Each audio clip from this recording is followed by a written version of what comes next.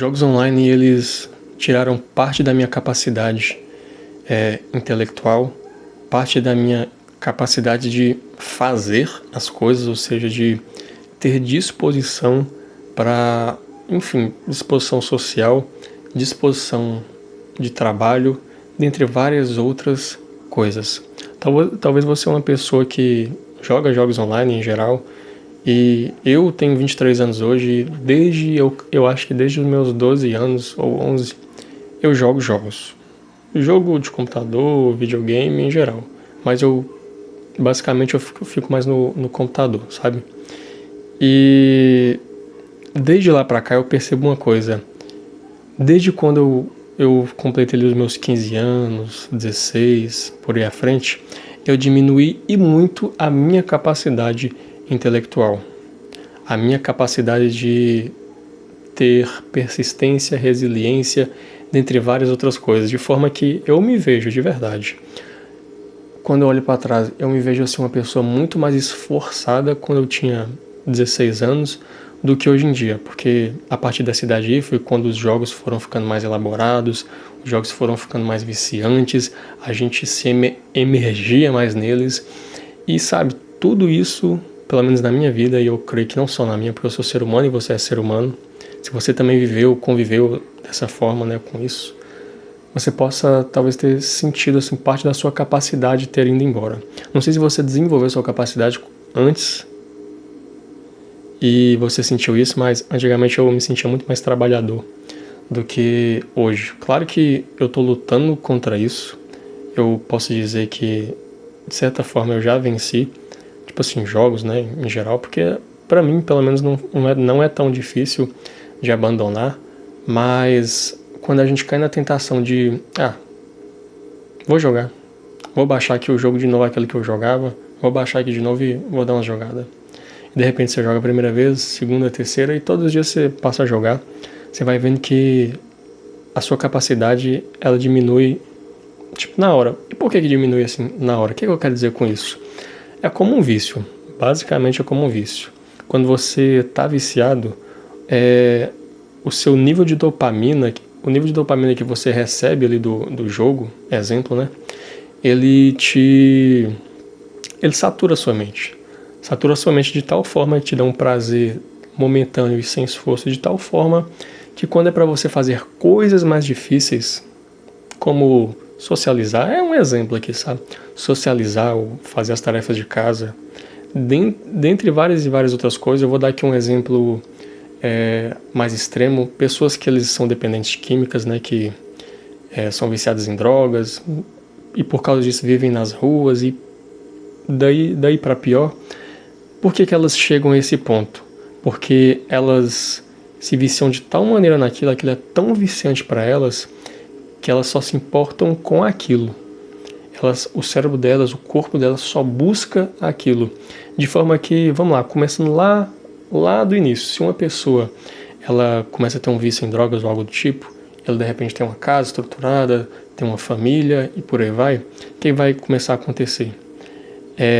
Por causa do vício, elas vão começar a não se importar em tratar com os seus próximos, em tratá-los bem, enfim, por exemplo, se você pede uma coisa para elas não o fazem, né? Se você pede um dinheiro para elas não dão, você já fica com raiva, já fica assim, por aí vai, sabe?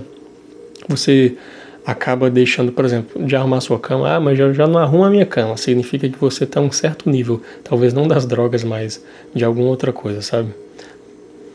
Porque vai por mim, essas coisas, elas são muito boas, deixar a nossa casa arrumada é muito bom, traz conforto, traz tanta coisa boa, mas muitas das vezes a gente deixa de fazer isso porque a gente está com a mente saturada de alguma coisa. Então a gente deixa de arrumar a cama, a gente deixa de escovar os dentes, a gente deixa de tomar banho e por aí vai. O vício, ele faz isso com a gente. E talvez o jogo, e não estou falando de casa de apostas, mas os games, né? Palavra meio tosca de falar, né? Games. Parece que eu estou num programa de TV. Eles fazem o mesmo com a gente. E o que eu tô aqui para falar para você. Eu separei aqui um versículo em 1 Coríntios 6,12, uma das cartas de Paulo, que vai nos dizer assim, e eu creio que você conhece nesse versículo aqui: todas as coisas me são lícitas, mas nem todas as coisas me convêm. Todas as coisas me são lícitas, mas eu não me deixarei dominar por nenhuma. Os jogos, eles são lícitos para nós, mas será que nós temos o controle de conseguir jogar a ponto que a gente só fique satisfeito em curtir um momento ali com os amigos, em nos divertir e depois vamos viver a nossa própria vida? Essa é a pergunta, porque, por exemplo, talvez você jogue jogos, mas, por exemplo, o vício com álcool não é seu problema. Se você beber um pouquinho de vinho, tá tudo bem. Mas para as pessoas que têm vício em álcool, se elas beberem um pouquinho, elas vão querer beber mais e mais e mais. Ou seja, como a própria palavra fala, um abismo leva a outro abismo.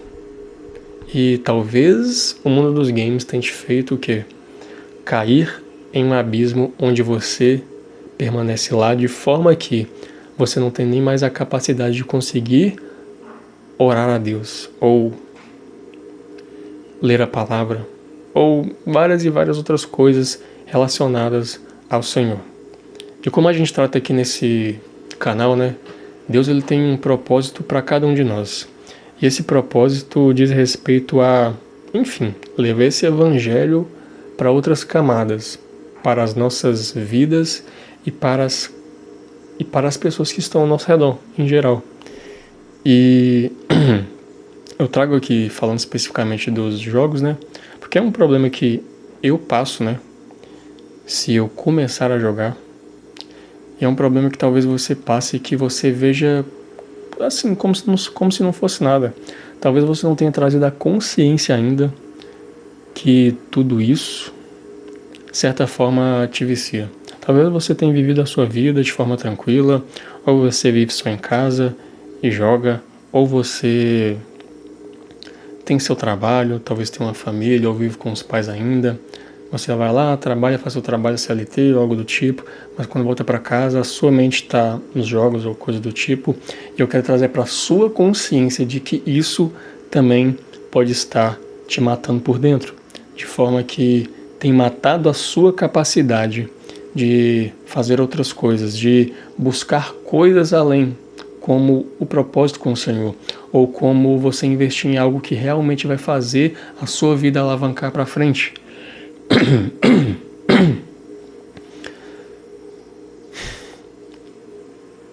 Eu trago essa mensagem para que você não permaneça em algo que está te cegando, de forma a você não conseguir ver aquilo que Deus tem preparado para você, de você não conseguir ver a sua própria capacidade, precisando de uma água,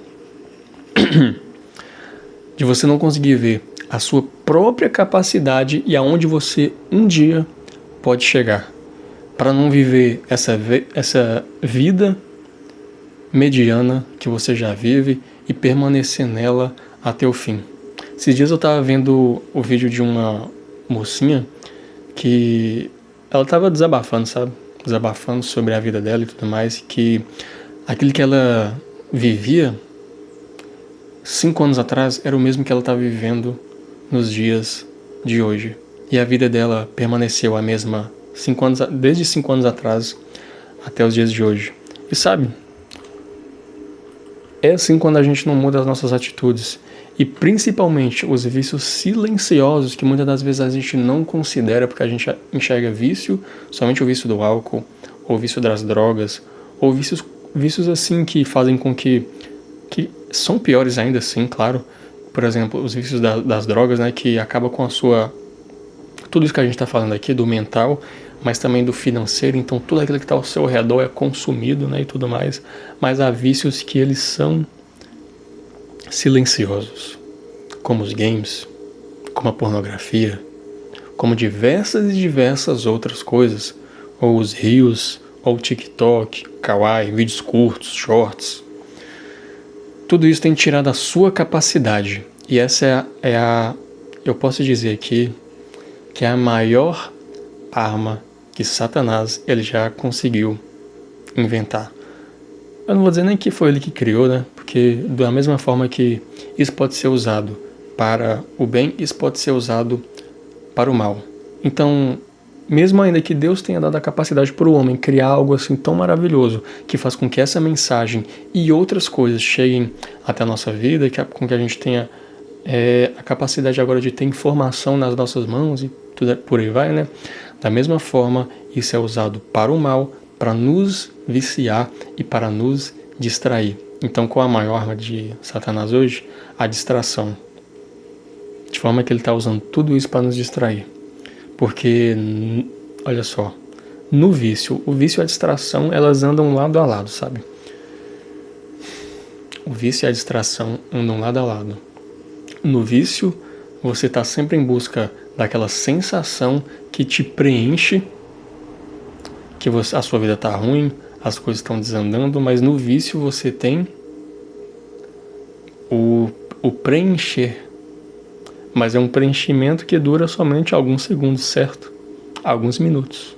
De repente você quer se preencher novamente porque você está vazio de novo. Você pode perceber isso quando, por exemplo, o que é costume a gente ver até nos filmes?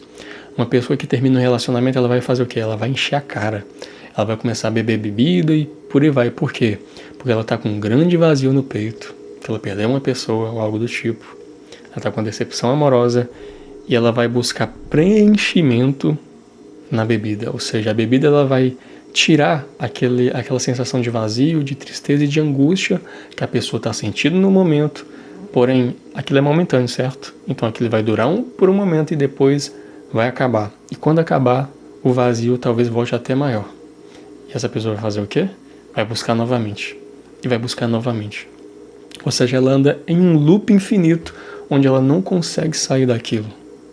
A mesma coisa é com os vícios, aliás, com os vícios mais simples, sim, mas a mesma coisa é com a distração. Porque a distração, o que ela faz com a gente? Ela nos distrai. A gente saiu do nosso trabalho cansado, fadigado, com a cabeça, às vezes, muitas das vezes, ruim, porque teve que aguentar coisa dos outros e tudo mais. E tudo que a gente quer, muitas das vezes, é um alívio, né? E esse alívio vem através ali da distração, de coisas assim que vão fazer com que a gente esqueça as coisas que passamos e vivamos um momento ali confortável. Porém, da mesma forma como você foi para aquela distração, você vai sair. Talvez um pouco mais calmo, sim, porém, você não aumentou a sua capacidade, nem nada do tipo. Você não melhorou a sua vida, nem nada do tipo. Quando a gente se diverte, pega um momento de lazer, para distrair e tudo mais, é maravilhoso. Porém, o problema é o excesso disso. Assim como também coisas que não são vício para umas pessoas, para outras são. Tá me entendendo? Porque você pode, talvez, ali beber um vinho, coisa do tipo, coisa casual. Eu não bebo, mas a palavra não fala que beber é pecado, mas a bebedeira, sim, é pecado. Então, se você beber um pouco, tudo bem, mas se você beber muito, você já está pecando.